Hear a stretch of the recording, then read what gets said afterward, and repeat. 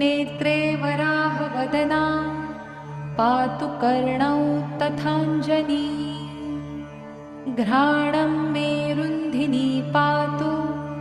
मुखं मे पातु जन्धिनी पातु मे मोहिनी जिह्वा स्तम्भिनी कण्ठमादरात् स्कन्धौ मे पञ्चमी पातु भुजौ महिषवाहना सिंहारूढा करौ पातु कुचौ कृष्णमृगाञ्चिता नाभिं च शङ्खिनी पातु पृष्ठदेशे तु चक्रिणी खड्गं पातु च कट्यां मे मेढ्रं पातु च खेदिनी गुदं मे क्रोधिनी पातु जघनौ स्तम्भिनी तथा